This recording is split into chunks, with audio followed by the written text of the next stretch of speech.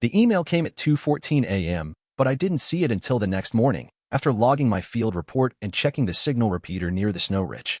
My name is Noah. I'm 39 years old, a marine biologist working at an Arctic research station about 30 miles from the nearest satellite camp. I've been up here for almost 2 months now, studying plankton bloom responses under sea ice. It's cold. Quiet. Too quiet for the kind of email I received that day. The subject line read, "We need different things now." The body was worse.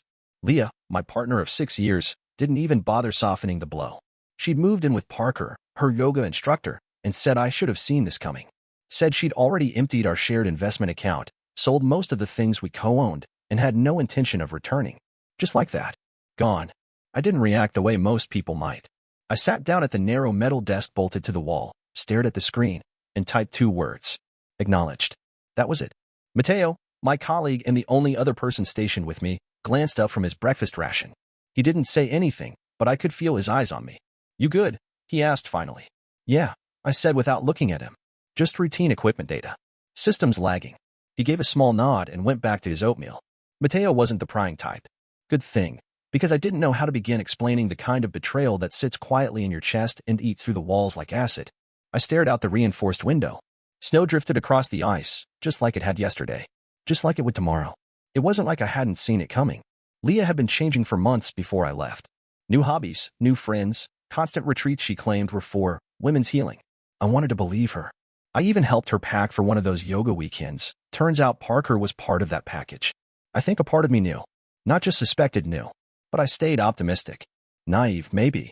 I hoped she just needed time. That whatever was framed between us could be rewoven once I got back. Now I realized it had already unraveled. Back then, I imagined we'd grow old together. That someday, when I retired, I'd tell stories about this frozen outpost to someone who was happy I made it home. Now I was wondering if anything we built had ever been real. Mateo handed me a mug of rehydrated coffee. "If you're up for it later, want to recalibrate the flow meters?" I nodded. "Sure." He didn't push. I didn't explain. We went back to work. That's how it goes up here. The cold doesn't care what kind of personal hell you're navigating. The science still needs to be done. Back in my bunk, I read the email again. Then I closed my laptop, shoved it under the bed, and tried to forget the warmth of a home I'd lost. I knew this wasn't the end of the damage. Just the beginning. But for now, all I could do was survive the quiet. About 6 months before that email arrived, I started noticing the shift. Leah had always been a little flighty. Sure, she liked her vision boards and meditation podcasts and smoothies with ingredients I couldn't pronounce. But something changed. She got quieter around me, but louder with everyone else. Always texting, always laughing at something she wouldn't explain. Her phone never left her hand, not even at night. I'd wake up to pee at 3 a.m. and see her turned away from me in bed, the screen glowing softly under the covers. When I asked, she'd shrug. "It's just my group chat." Sarah sent a meme about Parker's dog. Parker. At the time, just a name in her yoga circle. I didn't ask more. Maybe I should have. But I've never been the confrontational type. I figured if I gave her space, she'd come back to me. That's what you do when you love someone. You wait, you hope, you don't accuse. Still, I'm not stupid. I started locking up the things I couldn't afford to lose. Not valuables in the traditional sense, not jewelry or watches, but my rare book collection. Old marine texts, early research from the Hudson expeditions, one-of-a-kind reprints from early Arctic divers. Books I'd spent years hunting down. She never cared for them, thought they were dusty and sad, which was fine with me. But I wasn't going to leave them lying around. I packed them into climate-safe bins and moved them to a storage unit under my name. Just in case. Same with the paperwork, copies of grant awards, banking details, tax records. I pulled everything into a private lockbox, then into a secure facility downtown. Not at the house. I didn't want to believe it would come to that. But I'd seen how fast trust can be weaponized when someone decides you're no longer useful to them. I also opened a new account and quietly redirected part of my research stipend into it. Not a lot. Just enough to know I'd have a cushion if things fell apart. All this while still making Leah tea every morning, still fixing the leaky faucet in the bathroom, still rubbing her feet when her back hurt. I stayed in it. Fully. Because I believed, maybe foolishly, that if I held on tight enough, we'd make it. I told myself relationships go through seasons. That maybe we were just in a cold one. That love didn't disappear overnight. But every time she left for another retreat, she came back a little farther away, smelled a little different, laughed less at my jokes. And each time, I felt something in me harden. Still, I said nothing. I let the silence build around us like frost on a window. And quietly, I prepared. A week after Leah's email, I finally logged into our joint investment account. I don't know why I waited so long. Denial, maybe. Or some warped version of hope that she'd only taken her share, whatever that meant. That maybe she left a few things untouched. I should have known better. The screen loaded slow over the station's satellite signal. The numbers stared back, cold and absolute. $11.42. That was what I had left. We built that portfolio together over the last 5 years. Quarterly contributions, dividends reinvested, little celebrations every time we hit another 1,000. It wasn't just money. It was supposed to be our future. Down payments. Retirement.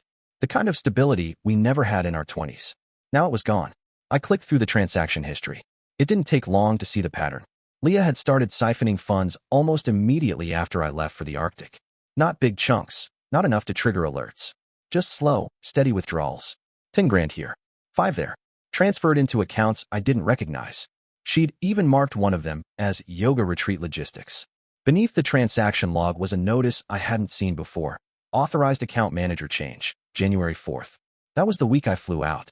The week she kissed me at the airport and told me to be safe. My stomach dropped. I called the investment firm. After a long wait, I finally got a rep on the line. She was polite, almost cheerful, until I started asking about the withdrawals. Then her tone shifted, professional, clipped. She's listed as a co-owner. All transactions were within authorized parameters, the rep said. We have her signature and 2-step verification on file. I asked for copies. I asked for timestamps. I asked if they could freeze the account. It's already empty, she said, as if that excused everything. Mateo found me a couple hours later, sitting on the metal stairs behind the hydro lab. I must have looked like hell. Bad day, he asked. Something like that. He didn't press, just handed me a protein bar and sat down next to me, chewing his own slowly like we were just taking a break from equipment checks. He was good like that, quiet in the right moments. I stared out across the snowfield, trying to understand what was worse, the betrayal, or how calmly she'd executed it. Like it was business. Like I was a temporary inconvenience, being phased out. This wasn't heartbreak anymore. This was war, and I needed a strategy. 3 days after the call with the investment firm, I pulled up the remote access feed from the security cameras at our coastal cottage in Oregon. I hadn't checked them in weeks. The place was supposed to be empty. We hadn't planned to rent it out this year. Not with me away, and Leah supposedly on the road with her healing collective. Still, I needed to see it. I needed some connection to the life I used to have. The first camera loaded, the front porch. There he was, Parker, on my porch, wearing my old Columbia windbreaker, the one Leah had always said made me look like a dad at a barbecue. He took a sip from a stainless steel mug, my mug, custom engraved with the NOAA logo, then walked down the steps and out of frame. I switched to the side yard view.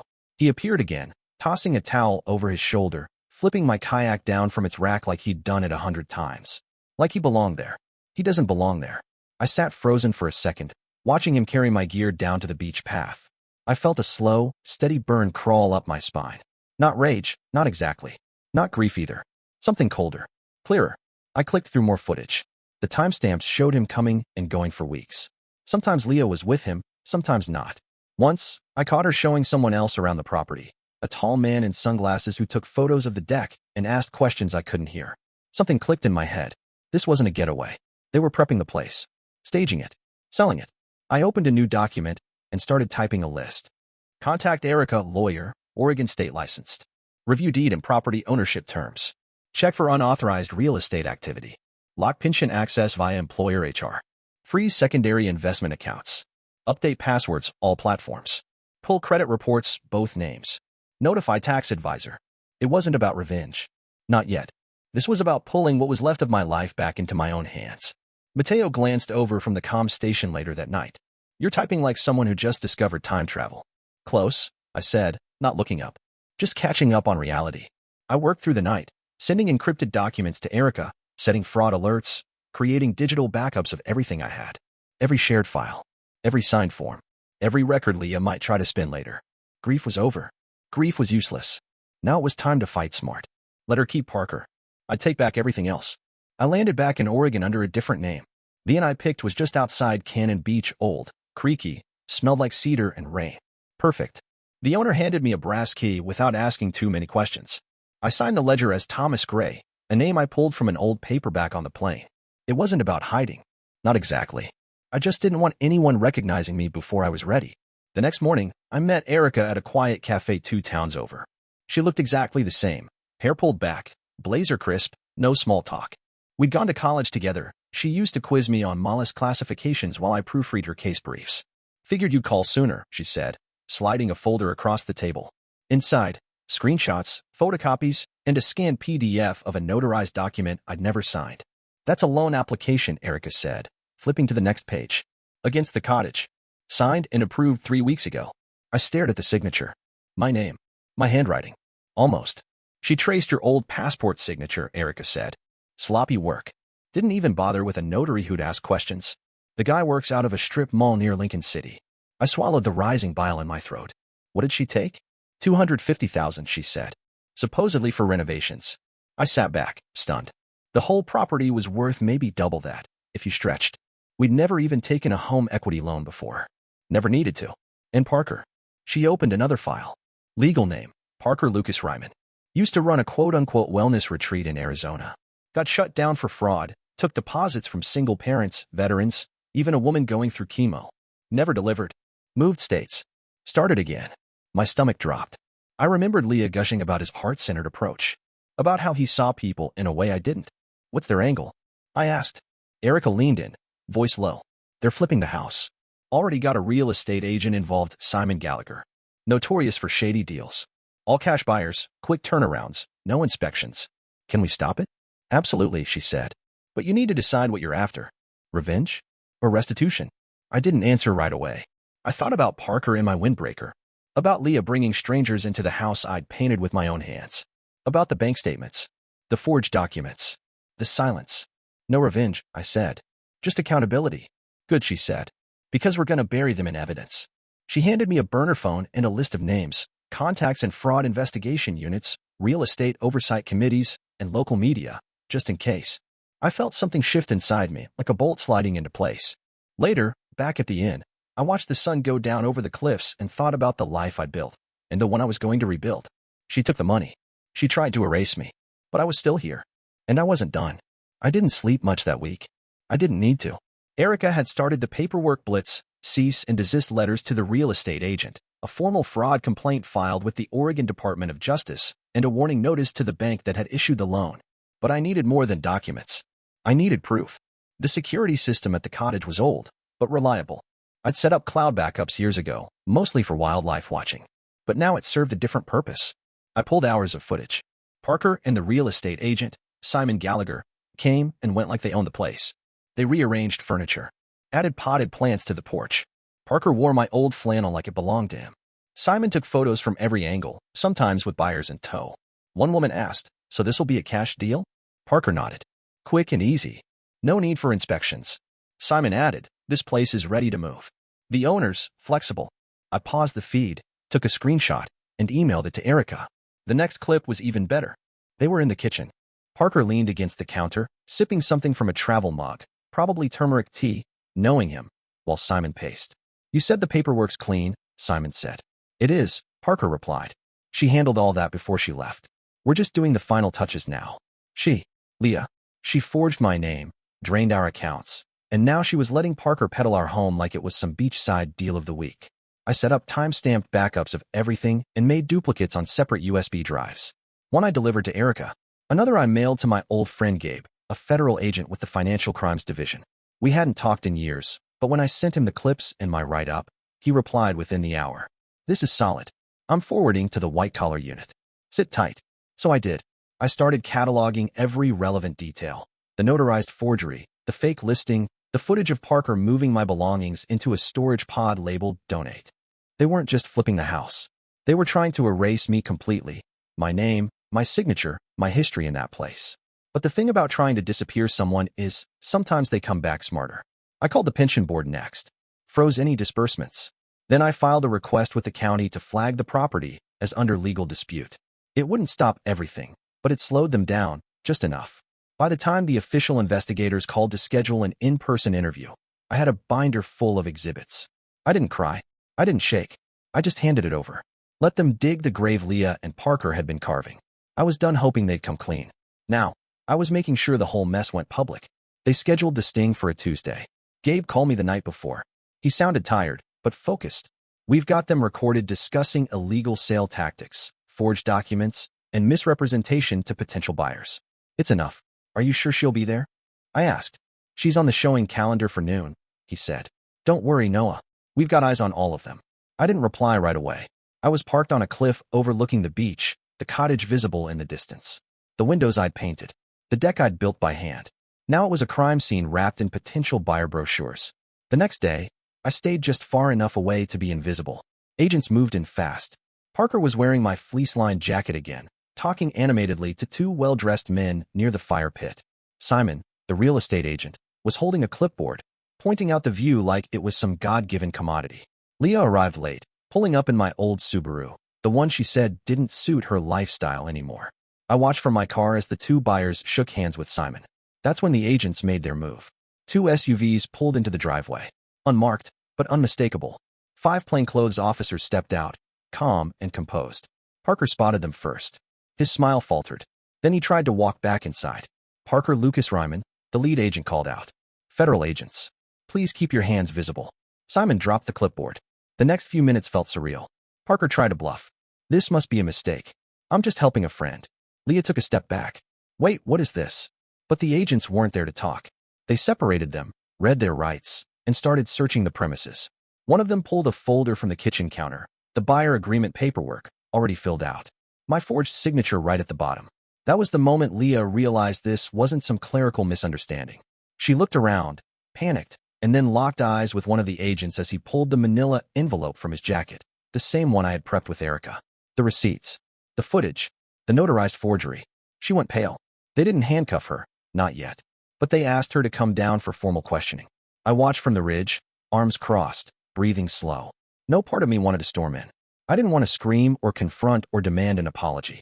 That would have been too easy for them, to call me emotional, to make this about bitterness or heartbreak. This wasn't heartbreak. This was justice.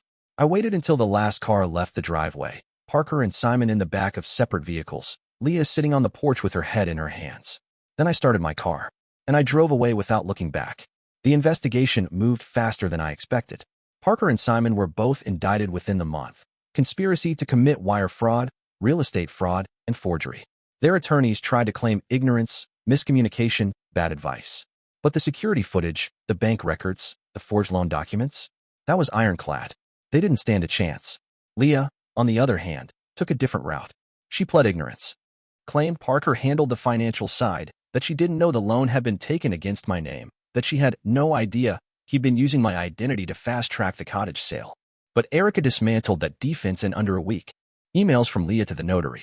Texts arranging property walkthroughs. Photos she took of my signature from old tax documents. Her fingerprints were everywhere, maybe not enough for a prison sentence, but more than enough for a settlement. In the end, she agreed to everything. No trial. No courtroom spectacle. Just signatures, statements, and a quiet restitution agreement drafted in Erica's glass-walled office downtown. I regained full ownership of the cottage. Parker's forged loan was voided. The funds were returned through the fraud protection insurance, minus the legal fees, of course. I even recovered a portion of the investment account she drained. Not all, but enough to stabilize. Back payments for the pension? Approved. The only thing I declined was direct contact. Leah sent a letter through her attorney. Not handwritten, just a printed page, typed in a serif font. She said she was sorry, that she'd lost herself, that she made mistakes, that she hoped someday I could forgive and understand. I didn't respond. There wasn't anything left to say. The day everything finalized, Erica slid the last stack of papers across the table and said, "You came out clean." That's rare in cases like this. I nodded. I didn't want to win. I just didn't want to lose more. She smiled, thin but proud. Well, you didn't. Not even a little. As I left the office, I felt something I hadn't felt in months: stillness. Not happiness. Not relief. Just the quiet realization that I had nothing left to chase. No revenge to plot. No rage to nurse. Leah could spin it any way she wanted. Call it a misunderstanding, a misstep, a spiritual detour. But the truth was simple. She bet on me staying quiet and lost everything. I sold the cottage 3 weeks after the settlement cleared. Didn't even step inside. Just signed the papers, let the new buyers handle everything. A young couple, marine biologist and a teacher, funny enough. They said they wanted a place near the coast to start fresh. I wished them luck. Then I drove inland, 3 hours straight east, until the ocean smell faded and the air got sharper. Landed in a mountain town called Bright Falls. One stoplight, a diner with chipped mugs, a general store run by a guy named Rick who called everyone partner. It was exactly what I needed. I bought a small house on the edge of the woods. Nothing fancy, with stove, squeaky floors, a screened porch that creaked in the wind. I planted wildflowers out front. No one knew who I was here. No one cared.